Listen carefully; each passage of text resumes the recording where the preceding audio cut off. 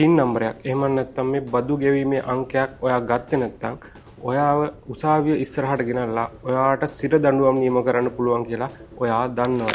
පසුගිය මැයි 19 වෙනිදා විශේෂ සිද්ධියක් වෙනවා පාර්ලිමේන්තුවේදී. ඒක තමයි 2017 අංක 24 දන්න දේශීය ආදායම් පනතට සංශෝධන පනත් කෙටුම්පතක් එකතු වෙනවා. මේ පනත් කෙටුම්පත හරහා මේක සම්මත වෙනවා පාර්ලිමේන්තුවේදී දෙවෙනි වර කියවීම සම්මත වෙනවා.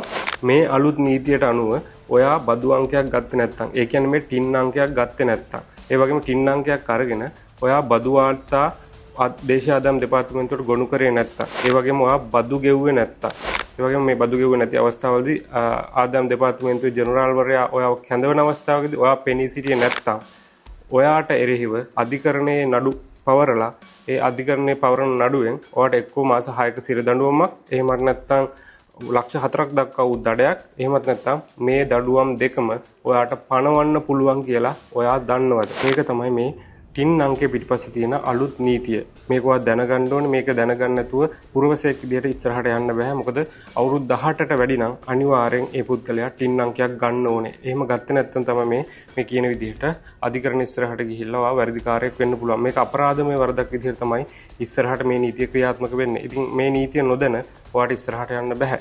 ඒ වගේම වැදගත්ම දේ තමයි ටින් අංකයක් නැතුව ඔයාට වාහනයක් ගන්න, ඉඩමක් ගන්න සහ බැංකු ගිණුමක් විවෘත කරන්න මේ කිසිම දෙයක් ඉදිරියට කරන්න බෑ. ඉතින් වාහනයක් ගන්න ගියපු කෙනෙක්, ඉඩමක් ගන්න ගියපු කෙනෙක්, ඒ වගේම රජයේ ආයතනවල යම්කිසි ඇප්ලිකේෂන් පුරවන්න ගියපු කෙනෙක් දන්නවා ඇති මේ වෙද්දි ටින් අංකය ඒ හැම තැනකදීම අනිවාර්ය වෙලා තියෙනවා.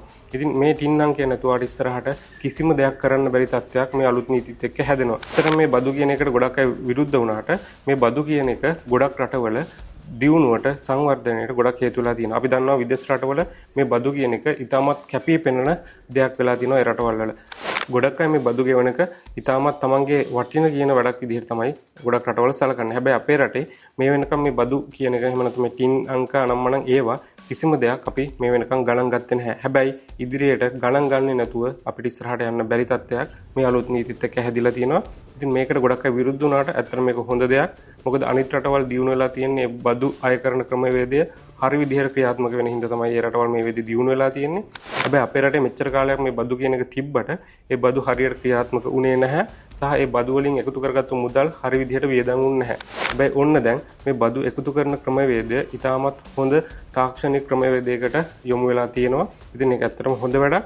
ඒ වගේම හොඳ හෝ නරක කවුරු මේ බදු ගෙවීමේ ක්‍රමවේදයට විරුද්ධ වුණත් දැන් කරන්න දෙයක් නැහැ. ඔයාට අනිවාර්යෙන් ටින් අංකයක් ගන්න වෙනවා. ඒ වගේම ඔයාට අනිවාර්යෙන් බදු ගෙවන්න වෙනවා. බදු ගෙවල විතරක් මදි. ඔයාට බදු වාර්තා, ආදායම් බදු වාර්තා ඔයා අනිවාර්යෙන් ආදායම් බදු දෙපාර්තමේන්තුවට ගොනු කරන්න ඕනේ. ඉතින් මේ දේවල් කරන්නේ නැතුව ඔයාට ඉස්සරහට ව්‍යාපාරයක් කිරීම තියා ඔයාට වාහනයක් ඉඩමක්වත් ගන්න වෙන්නේ නැහැ. ඒ වගේම මේ බදු වාර්තා ගොනු කරන්නේ නැති පුද්ගලයන්ට එරෙහිව නීතිය ඉදිරියේදී ක්‍රියාත්මක වෙනවා. අපි දන්නවා මෙච්චර කාලයක් මේ ලොකු සමාගම් පවා මේ බදු ගෙවීම පැහැර හැරීමේ හිටියා. හැබැයි මේ ක්‍රමවේදය ඔස්සේ තනි පුද්ගලයෙකුටවත් දැන් බදු නොගෙවා බදු වාර්තා ඉදිරිපත් කරන්නේ නැතුව ඉස්සරහට යන්න බැරි ක්‍රමවේදයක් හැදෙමින් පවතිනවා. ඒ හින්දා ඔයා අනිවාර්යයෙන්ම ටින් අංකයක් අදම හදාගන්න තරමට ඔයාගේ ඇඟට ගුණයි. අපි හිතනවා මේ බදු එකතු කර ගැනීමේ ක්‍රමවේද පිටිපස්ස තියෙන මේ තාක්ෂණික පැත්ත තව ටිකක් දියුණු වෙයි කියලා. මොකද අපි දන්නවා මේ වෙබ්සයිට් එක හරහා බදු වාර්තා ඉදිරිපත් කරන එක සම්බන්ධයෙන් ගොඩක් අයට ගැටලු තියෙනවා. මේ ගැටලු निराකරණය කරගන්න, මේ ගැටලු සාකච්ඡා කරන්න හරි හැටි ප්‍රවේශයක් නැතිවීම ඇත්තටම අදටත් ප්‍රශ්නයක්. මොකද මේ ගොඩක් වෙලාවට මේ ආදායම් බදු දෙපාර්තමේන්තුවේ දුරකථන අංක වලට ගත්තට ඒ වගේ නිසි ප්‍රතිචාරයක් හම්බෙන්නේ නැහැ. ඒ වගේම ගොඩක් තැන්වල මේ ආදායම් බදු වාර්තා ගොනු කරන හැටි නිසි ක්‍රමවේදයක් මිනිස්සු දැනුවත් කරලා තියෙනවා කියලා අපිට හරි හැටි පේන්නේ නැහැ. දැනුවත් කරලා තියෙනව නැත්තේ නැහැ. නමුත් ඒක ප්‍රමාණවත් මදි කියලා අපිට හිතෙනවා. ඉතින් අපි හිතනවා මේ තාක්ෂණික ක්‍රමවේද ගැන ඉස්සරහට රටේ ජනතාව දැනුවත් කරයි. මේ පාර්ලිමේන්තුවේ මේ පනත් ගෙනල්ලා සම්මත කරනවා වගේම මේ පනත් ගැන මේවා ක්‍රියාත්මක වෙන විදිහ ගැන මේවා පිටිපස්සින් තාක්ෂණික තත්ත්වය ගැන ඉදිරියට රටේ ජනතාව හරි විදිහට දැනුවත් කරයි කියලා අපි හිතනවා. මේ ටින් අංකයක් ලබා ගන්නේ කොහොමද? ඇත්තට මේ ටින් අංකයක් ලබා ගන්න ඉතාමත් පහසුයි. ඔයාලට ඔයාගේ ස්මාර්ට් ජංගම දුරකථන පාවිච්චි කරලා ඉතාමත් පහසුවෙන් මේ ටින් අංකය ලබා ගන්න පුළුවන්. අද අපි ඔයාලට ටින් අංකයක් හදන හැටි කියලා දෙනවා. ඔයාගේ ෆෝන් එක පාවිච්චි කරලා, ඔයාගේ ස්මාර්ට් ෆෝන් එක පාවිච්චි කරලා ඔයාලට ටින් අංකයක් ලබා ගන්න කොහොමද කියන එක අර වීඩියෝ එකෙන් කියලා දෙනවා. TIN අංකයක් ලබා ගන්න යන්න ඕන මොන වෙබ්සයිට් එකකටද මොන ඇප්ලිකේෂන් එකකද ෆිල් කරන්න ඕන කියලා ඉතාමත් සරලව කෙටියෙන් මේ වීඩියෝ එකේ අන්තිමට අපි ඔයාලට කියලා දෙනවා. ඒ වගේම මේ TIN අංකය ලබා ගන්න හැටි පියවරෙන් පියවර ඉතාමත් සරලව කියලා දෙන වීඩියෝ එකක් අපි වෙනම අප්ලෝඩ් කරනවා. ඒ වීඩියෝ එකේ ලින්ක් එක මේ වීඩියෝ එකේ ඩිස්ක්‍රිප්ෂන් එකේ යට තියෙනවා. ඒ වගේම මේ වීඩියෝ එක අන්තිමට එන පොප් අප් එකේ ඔයාලට මේ වීඩියෝ එක බලා ගන්න පුළුවන් TIN අංකයක් ලබා ගන්න කොහොමද කියලා. ඒ වීඩියෝ එක අපි ඉතාමත් සරලව පියවරෙන් පියවර කියලා දෙනවා. කොහොමද TIN අංකයක් ලබා ගන්න, මොනවද ෆිල් කරන්න ඕන විස්තර, මොනවද අප්ලෝඩ් කරන්න ඕන ඩොකියුමන්ට්ස් කියන එක අපි තමයි සරලව ඔයාලට කියලා දෙනවා. ඒ වීඩියෝ එක බලලා ඔයාලගේ TIN අංකය හදා ගන්න පුළුවන් ඔයාලට.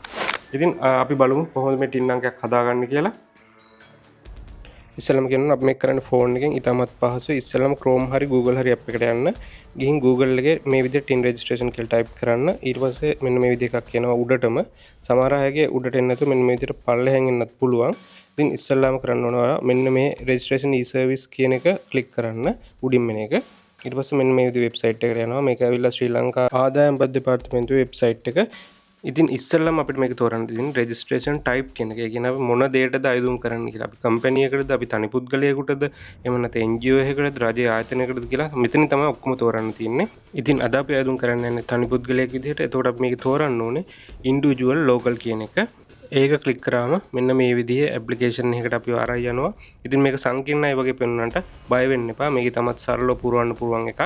මේක ඇත්තටම සරලව පුරවන්න තියෙන්නේ තමන්ගේ පෞද්ගලික විස්තර ටික තමයි පුරවන්න තියෙන්නේ. නම, ලිපිනය, තමන්ගේ උපන්දිනය, ඊට පස්සේ තමන් පාවිච්චි කරන කැමති භාෂාවන්, තමන්ගේ ආදායම් මාර්ග, තමන්ගේ රැකියාව, මෙන්න මේ වගේ සරල ටිකක් තමයි ඇත්තටම පුරවන්න තියෙන්නේ. ඊට පස්සේ මේ වැදගත්ම දේ මෙන්න මේ සපෝටින් ඩොකියුමන්ට් එක විදිහට තමන්ගේ ඩෙන්ටිටි කාඩ් එකේ ෆොටෝ එකක් අප්ලෝඩ් කරන්න තියෙනවා.